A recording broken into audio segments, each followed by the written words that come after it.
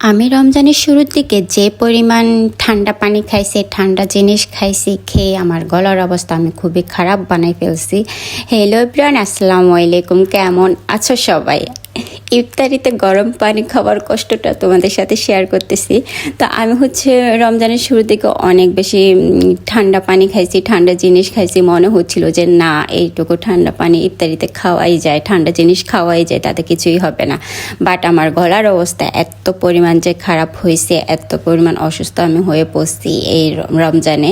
তার পরবর্তীতে আমাকে গরম পানি খাইতে হয়েছে। এখানে আমি এক মগ নিয়েছি গরম পানি, কিছু একটা খাচ্ছি আর একটু পর খাচ্ছি আমি গরম পানি, কিছু একটা খাচ্ছি আর একটু পর গরম পানি খাচ্ছি। যদি প্রথম দিক থেকে একটু একটু করে আমি ঠান্ডা জিনিস খাইতাম, তাও যদি একটু খাইতাম তাহলেও এরকমটা হইতো না।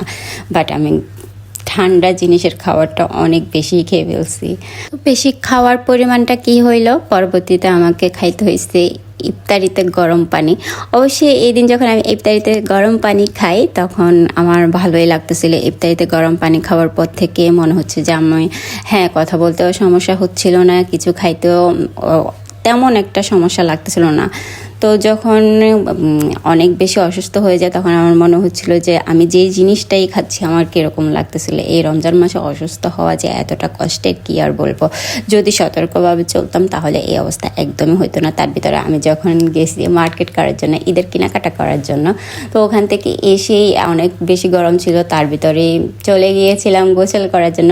অনেক বেশি গরম থেকে এসে কখনোই গোসল করার সাথে সাথে উচিত না, তাহলে গিয়ে শরীর অসুস্থ হয়ে পড়ে।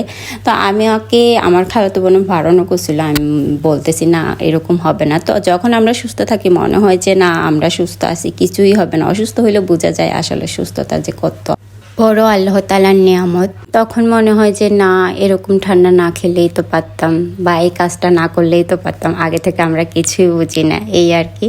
তো সবাই ভালো থাকবা, সুস্থ থাকবা। আজকের ভিডিওটা এ পর্যন্তই। আল্লাহ হাফিজ।